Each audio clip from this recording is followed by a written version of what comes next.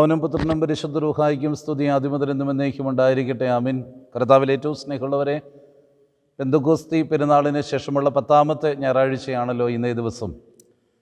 ഇന്നത്തെ വിശുദ്ധ ഏവൻഗേലിയോൻ ഭാഗമായി ശ്രീയാനിസഭയുടെ പിതാക്കന്മാർ ക്രമീകരിച്ചു തന്നിട്ടുള്ളത് ശുദ്ധിയുള്ള മത്തായി എഴുതിയ സുവിശേഷം 18-ാം അധ്യായം അതിൽ 1 മുതൽ 14 വരെയുള്ള വേദഭാഗങ്ങളാണ്.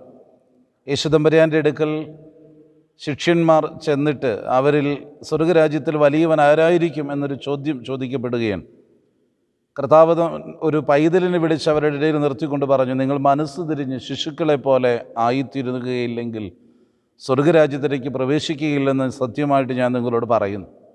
ഈ പൈതലിനെ പോലെ തന്നെത്താൻ താഴ്ത്തുന്നവനാണ് സ്വർഗരാജ്യത്തിൻ്റെ അവകാശിയും സ്വർഗരാജ്യത്തിൽ വലിയവനുമായി തീരുക.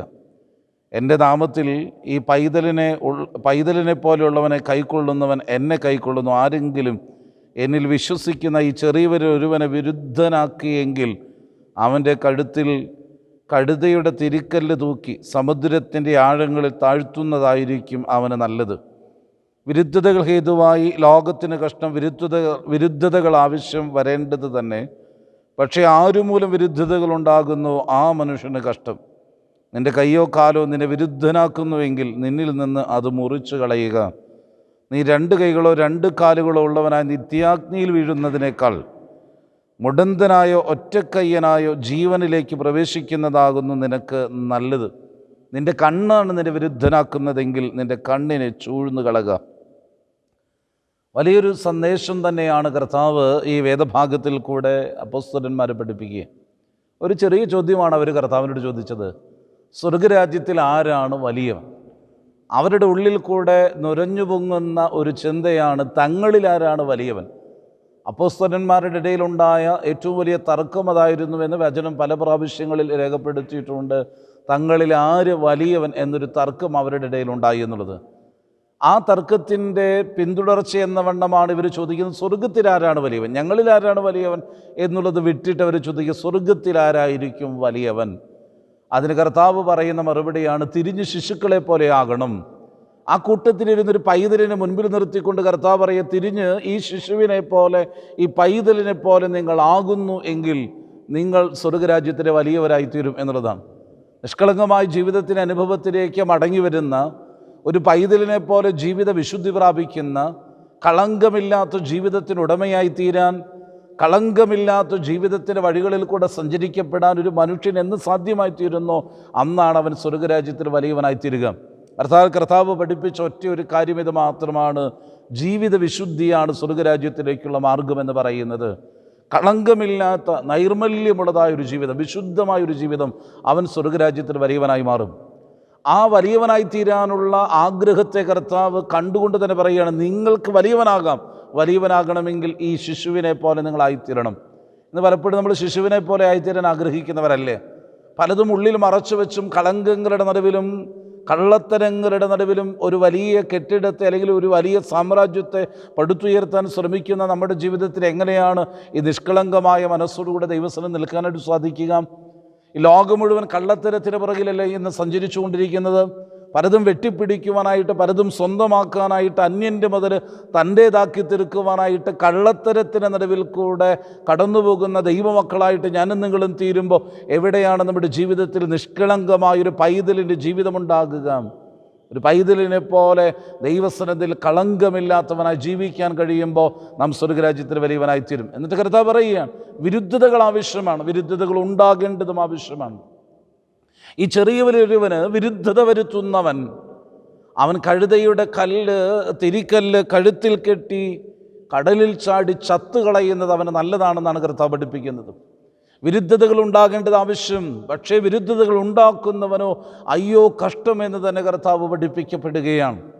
അനുഗ്രഹിക്കപ്പെട്ടവരെ ഇടവകയിലായാലും കുടുംബജീവിതത്തിലായിരുന്നാലും വ്യക്തി ജീവിതത്തിലായിരുന്നാലും സമൂഹത്തോട് ബന്ധപ്പെട്ടിട്ടുള്ള ജീവിതത്തിലായിരുന്നാലും ഞാനും നിങ്ങളും ഇടർച്ചകൾ ഉണ്ടാക്കുന്നവരാണെങ്കിൽ, വിരുദ്ധതകൾ ഉണ്ടാക്കുന്നവരാണെങ്കിൽ നമ്മെ നോക്കിക്കൊണ്ടാണ് തിരുവചനം ഇന്ന് ശക്തമായി പറയുന്നത്, കഴുതയുടെ തിരിക്കല്ല് കഴുത്തിൽ കെട്ടിത്തൂക്കി കടലിൽ ചാടി ചത്തുകളയുന്ന നിനക്ക് നല്ലത്.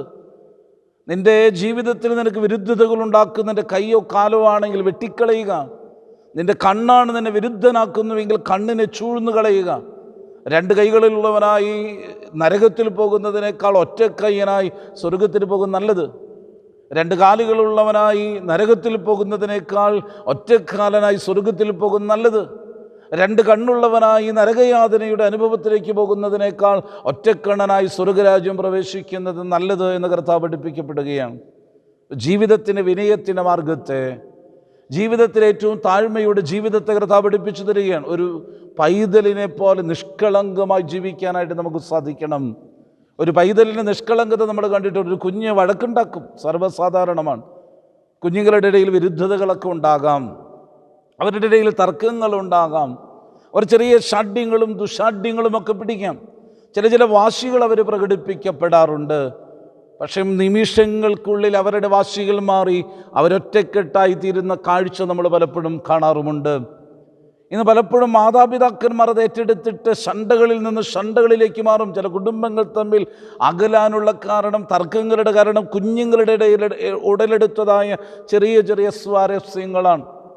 ആ കുഞ്ഞുങ്ങളുടെ അസ്വാരസ്യങ്ങളിൽ മാതാപിതാക്കന്മാർ ഏറ്റുപിടിച്ചുകൊണ്ട് കുടുംബജീവിതത്തിലും വ്യക്തിജീവിതത്തിലും ഒക്കെ തകർച്ചയുടെ നടുവിലേക്ക്, വിരുദ്ധതകളുടെ നടുവിലേക്ക് നീങ്ങുമ്പോൾ പിറ്റേ ദിവസം അല്ലെങ്കിൽ മണിക്കൂറുകൾക്കുള്ളിൽ അപ്പനും അമ്മമാരും തമ്മിൽ വഴക്കുണ്ടാക്കുമ്പോഴും ഈ കുഞ്ഞുങ്ങൾ കൈകോർത്ത്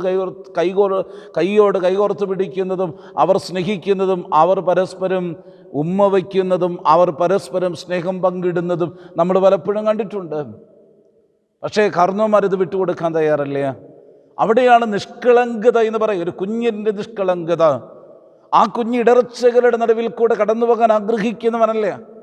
അവൻ്റെ പെട്ടെന്നുണ്ടാകുന്ന വികാരത്തിൽ ഒരുപക്ഷെ അവൻ്റെ വികാരങ്ങൾ അവന് പ്രകടിപ്പിക്കപ്പെട്ടേക്കാം. പക്ഷെ നിമിഷ നേരം കൊണ്ട് അതിൽ നിന്ന് മറക്കാൻ, പൊറുക്കാൻ, ക്ഷമിക്കാൻ, താഴാൻ ഒരു കുഞ്ഞിന് മനസ്സുണ്ട്. ഇന്ന് നമുക്ക് എവിടെയാണ് ക്ഷമിക്കാൻ കഴിയുന്നത്? എവിടെയാണ് നമുക്ക് പൊറുക്കാൻ കഴിയുന്നത്? എവിടെയാണ് നമുക്ക് കീഴടങ്ങാൻ കഴിയുന്നത്? എവിടെയാണ് നമുക്ക് വിനയപ്പെടാൻ കഴിയുന്നത്? അതുകൊണ്ട് എൻ്റെ ജീവിതത്തെ നശിപ്പിക്കുന്നത് എൻ്റെ കൈയാണെങ്കിൽ അതിന് വെട്ടിക്കളയണം. എൻ്റെ കാലുകളാണ് എന്നെ വിരുദ്ധനാക്കുന്നതെങ്കിൽ ഞാൻ എൻ്റെ കാലിനെ വെട്ടിക്കളയണം. എൻ്റെ കണ്ണാണ് എന്നെ വിരുദ്ധനാക്കുന്നതെങ്കിൽ എൻ്റെ കണ്ണിനെ ഞാൻ ചൂഴ്ന്നു കളയണം. കർത്താവ് പഠിപ്പിച്ചതാണ്. രണ്ട് കണ്ണുള്ളവനായി, രണ്ട് കാലുള്ളവനായി, രണ്ട് കൈയുള്ളവനായി നരകത്തിൽ പോകുന്നതിനേക്കാൾ എന്തുകൊണ്ടും നല്ലത് ഒറ്റക്കണ്ണനായി, ഒറ്റക്കാലനായി, ഒറ്റക്കൈയനായി സ്വർഗരാജ്യത്തിന് പോകുന്നതല്ലേ? കർത്താവ് വീണ്ടും പഠിപ്പിക്കുന്നത് എങ്ങനെയാണ്? മനുഷ്യപുത്രൻ വന്നത് തന്നെ നഷ്ടപ്പെട്ടു പോയ ആടുകളുടെ രക്ഷയ്ക്ക് വേണ്ടിയിട്ടാണ്. ഒരാട് നഷ്ടപ്പെട്ടു പോയാൽ നല്ല ഇടയൻ്റെ ഉത്തരവാദിത്വം 99 അവിടെ ആക്കി വച്ചിട്ട് കാണാതെ പോയി ഒന്നിനെ തേടിപ്പോകില്ലേ? അതിനെ കണ്ടുകിട്ടിയാൽ ആ യജമാനൻ്റെ സന്തോഷം എത്ര വലുതായിരിക്കും. അതാണ് ക്രിസ്തു ദൗത്യത്തിൻ്റെ പ്രത്യേകത എന്ന് കർത്താവ് പഠിപ്പിക്കപ്പെടുകയാണ്. അതുകൊണ്ട് അനുഗ്രഹിക്കപ്പെട്ടവരെ, ഞാനും നിങ്ങളും വിരുദ്ധനാക്കി തീർത്ത് ഒരു മനുഷ്യനെ ഇല്ലാതാക്കി തീർക്കാൻ ശ്രമിക്കുമ്പോൾ, ഒരുത്തനെ നശിപ്പിച്ച് കളയാൻ ശ്രമിക്കുമ്പോൾ, ദൈവത്തിൻ്റെ വചനം പറയുക, ഞാൻ ആരെയും നശിപ്പിക്കാൻ ആഗ്രഹിക്കുന്നവനല്ല. ഒരുത്തന് നശിച്ചു പോകണമെന്നുള്ളത് എൻ്റെ ഹിതമല്ല. ഞാൻ അങ്ങനെ ചിന്തിക്കുന്നില്ല.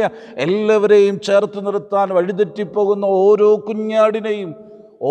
കുഞ്ഞാടിനെയും തൻ്റെ പക്കലേക്ക് ചേർക്കാൻ ആഗ്രഹിക്കുന്നവനായ ഒരു ദൈവത്തെയാണ് നമ്മെ ദൈവത്തിൻ്റെ വചനം പഠിപ്പിക്കുന്നത്.